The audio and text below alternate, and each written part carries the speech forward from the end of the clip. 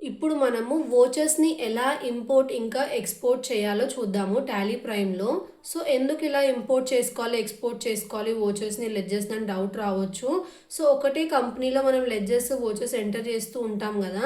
ఆ కంపెనీకి ఏమన్నా అవుతే మొత్తం డేటా వెళ్ళిపోతది గదా! అలా గాకుండా మనము బ్యాకప్‌గా ఒక కంపెనీ అనేది క్రియేట్ చేసుకొని, అందులోకి మన దగ్గర ఉన్న వోచర్స్ అన్నీ ఎక్స్‌పోర్ట్ చేయడం వల్ల ఈ కంపెనీకి ఏమైనా అయినా సరే మనకి ఆప్షనల్‌గా ఆ కంపెనీ ఉంటదనమాట. లైక్ అక్కడ చేసుకోవచ్చు మనం లెడ్జర్స్, వోచర్స్.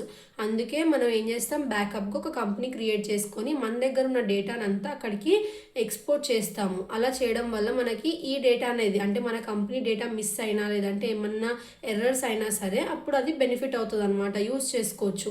ఇప్పుడు మనం ఏం చేద్దాం వోచర్స్‌ని చేస్తున్నాం గదా! ఎక్స్‌పోర్ట్. సో, కంపెనీ సెలెక్ట్ చేసుకోండి ఏదైనా వోచర్స్ ఉన్నది. సో, మనం ప్రీవియస్‌గా ప్రాబ్లమ్స్ చేసేటప్పుడు తీసుకున్నాం కదా వోచర్స్.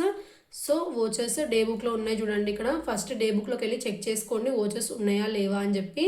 సో, ఇక్కడ నేను ఎక్స్‌పోర్ట్ ఆప్షన్‌లోకి వెళ్తున్నా. ట్రాన్సాక్షన్స్‌లోకి వెళ్ళాలి. ట్రాన్సాక్షన్స్‌లోకి వెళ్ళిన తర్వాత కాన్ఫిగర్‌లోకి వెళ్ళండి.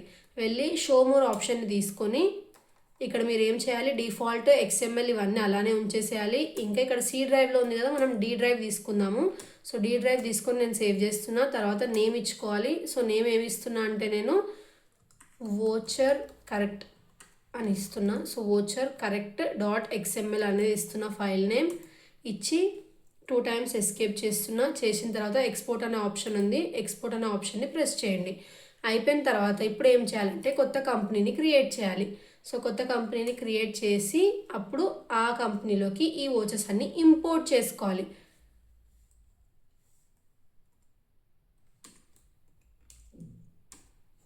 సో, ఇక్కడ ఏం చేస్తున్నా నేను కొత్త కంపెనీ క్రియేట్ చేస్తున్నా. ఏం క్రియేట్ చేస్తున్నా వోచర్స్ ఇంపోర్ట్ 2 అనేది చేస్తున్నా.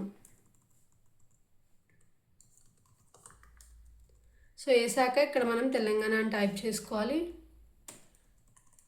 మొత్తం సేవ్ చేయండి డైరెక్ట్గా. సేవ్ అయిపోయిన తర్వాత ఇక్కడ మీరు జిఎస్టీని ఇంకా ఆన్లైన్ రిపోర్ట్స్ అనేటివి 2 ఉంటాయి కదా. ఆ రెండింటిని మీరు ఏం చేయాలంటే నో చేసుకోండి.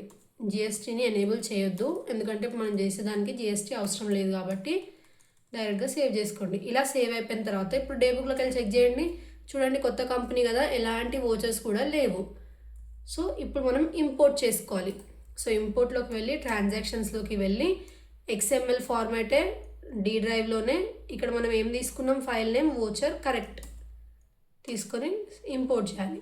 సో, ఇది మనకి ఇంపోర్ట్ అవ్వడానికి మేబీ ఏమన్నా లైక్ ఫీచర్స్ కానీ లేదంటే ఓల్డ్ వర్షన్ అయి ఉంటుంది.